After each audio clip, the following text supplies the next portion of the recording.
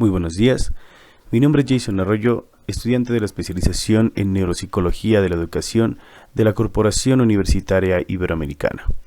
En este video vamos a hablar sobre las principales estructuras del sistema nervioso periférico y sus partes más importantes denominadas pares craneales, pares espinales y ganglios asociados. Empecemos hablando del sistema nervioso periférico. El sistema nervioso periférico está formado por un conjunto de nervios que tienen la función de recoger los estímulos desde la periferia y transportar hacia ella la respuesta motora, secretoria o vegetativa que se origine, es decir, que conectan el encéfalo y la médula espinal con otras partes del cuerpo. Los nervios que se originan en el encéfalo se denominan nervios craneales, y los que se originan en la médula espinal, nervios raquídeos o espinales. Los ganglios son pequeños acúmulos de tejido nervioso situados en el sistema nervioso periférico, los cuales contienen cuerpos neuronales y están asociados a nervios craneales o a nervios espinales. Los nervios son haces de fibra nerviosa periféricas que forman vías de información centrípeta, desde los receptores sensoriales hasta el sistema nervioso central y vías centrífugas desde el sistema nervioso central a los órganos efectores. Está compuesto por 12 pares de nervios craneales y 31 pares de nervios espinales, dando así un total de 43 pares de nervios. Cada uno de los nervios sigue un trayecto definido e inerva un sector específico del cuerpo.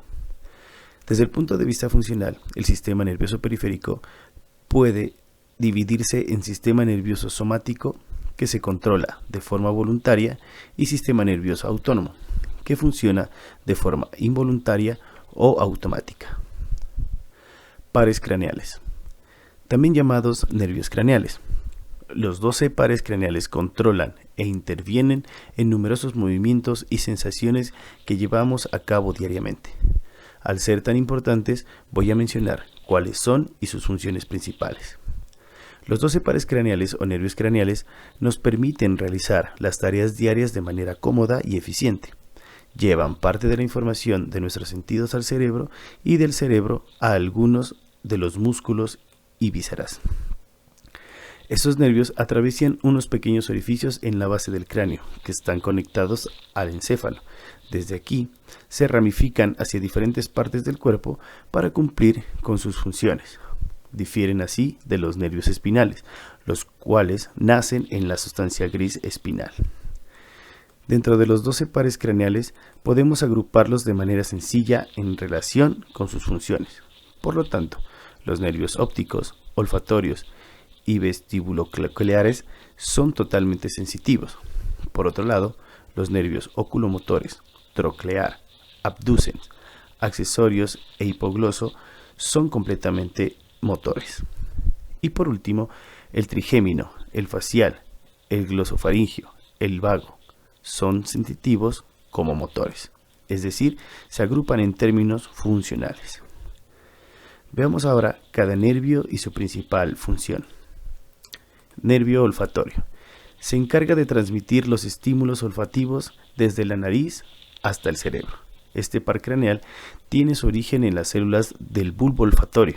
Su principal característica distintiva es que es el nervio más corto de los 12 pares craneales y junto con el nervio óptico es uno de los 2 nervios que no convergen en el tronco del encéfalo. Nervio óptico. La función principal de este par craneal es la de detectar la luz entrante y la imagen que se muestra en la retina y realizar la transmisión hacia la corteza cerebral. Además, y en combinación con el nervio oculomotor, también participa para cambiar el tamaño de la pupila. Está compuesto por los axones de las células ganglionares de la retina. Estas llevan la información de los fotorreceptores al cerebro, donde luego se integrará e interpretará. El nervio óptico tiene su origen real en el diencéfalo. Nervio oculomotor. El nervio oculomotor también se conoce como el nervio motor ocular común. La función principal de ese par craneal es la de controlar el movimiento ocular. También es el responsable del tamaño de la pupila, En cuanto al origen de este nervio craneal, se origina en el mesencéfalo. Los expertos distinguen dos funciones de este nervio: las somáticas, que son voluntarias, y las autonómicas parasimpáticas, que son las automáticas. En el primer caso, destacan la elevación del párpado superior y la coordinación de los músculos oculares, que median en el seguimiento visual y la fijación de la mirada. Las funciones automáticas más importantes son la capacidad de constreñir la pupila y la contracción de la curvatura del cristalino. Esto último permite, entre otras cosas, enfocar el cristalino en los objetos más cercanos. Nervio troclear o patético. Se trata de un nervio que consta de funciones motoras.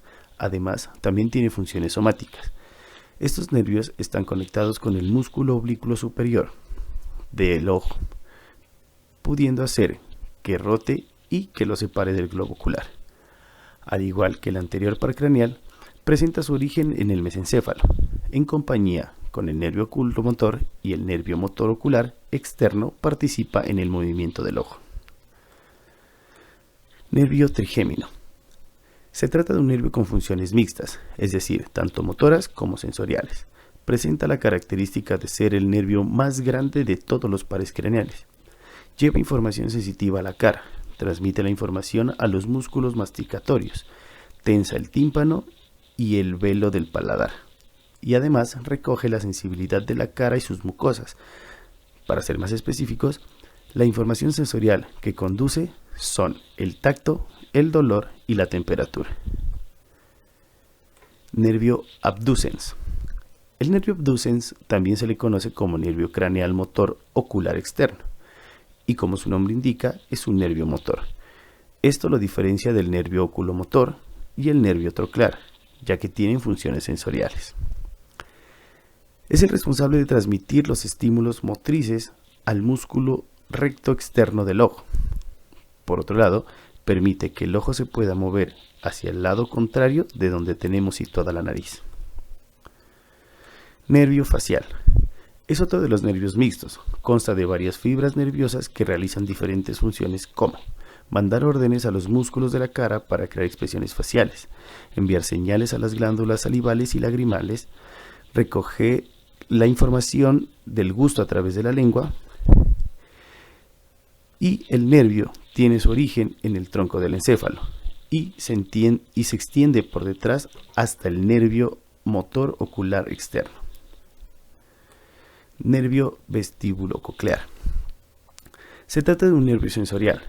También es conocido como par craneal del nervio auditivo y vestibular, conformado así el nervio vestibular. La función de este par craneal es mantener el equilibrio y la orientación con el espacio. También se encarga de la función auditiva. Nervio glosofaríngeo. Es un nervio cuya influencia reside en la lengua y en la faringe. Recoge información de las pupilas gustativas que están en la lengua y la información sensitiva de la faringe. Por otro lado, lleva órdenes a las glándulas salivales y diversos músculos del cuello que facilitan la deglución. Nervio vago. El par craneal número 10 es el nervio vago o neumogástrico. Nace en el bulbo raquídeo e inerva los órganos de la faringe, esófago, laringe, tráquea, bronquios, corazón, estómago e hígado. También interviene en la deglución y además manda y transmite señales al sistema nervioso autónomo, pudiendo incluso ayudar a la regulación de nuestra activación y control de los niveles de estrés, entre otras funciones. Nervio accesorio. También conocido como nervio espinal. Es un nervio motor y se podría decir que es uno de los más puros. Se encarga del movimiento cefálico y rotatorio por su inervación del músculo esternocleidomastoideo. Por lo tanto, permite la rotación de la cabeza y de los hombros. Nervio hipogloso. Es un nervio motor que, al igual que el vago y glosofaringio, interviene en la musculatura de la lengua y en la acción de tragar. Se distinguen 4 ramas del nervio: meningea, descendente, tirotiroidea y muscular. A pesar de ello, solo esta última se considera realmente parte del nervio hipogloso.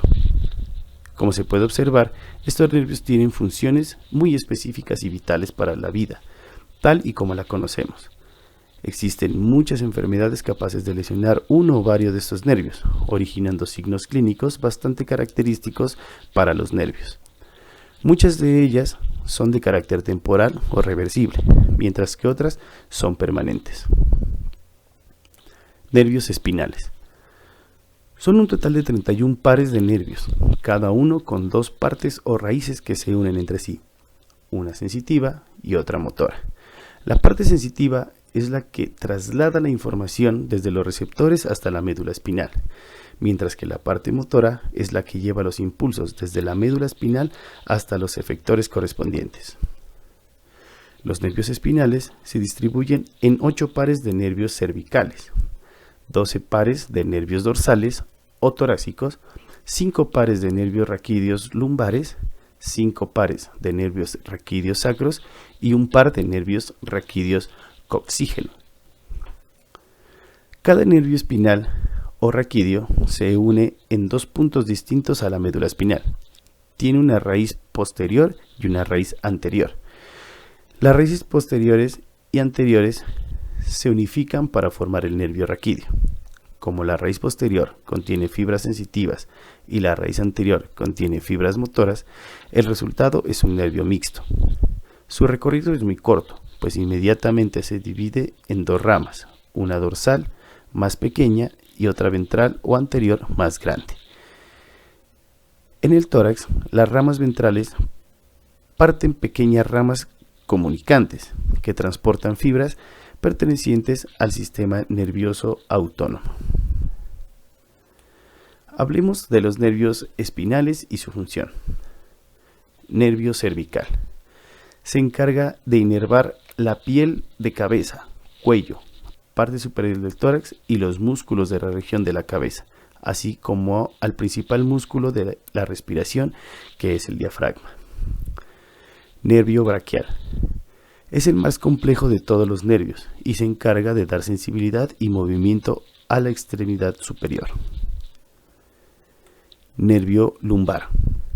Este nervio, menos complejo que los demás, está encargado de la sensibilidad y movimiento de parte del abdomen, la cadera y de las extremidades inferiores, formado por el nervio iliopogástrico, el nervio ilioinguinal, el nervio genitofemoral, el nervio cutáneo lateral del muslo o femorocutáneo, el nervio femoral y el nervio obturador.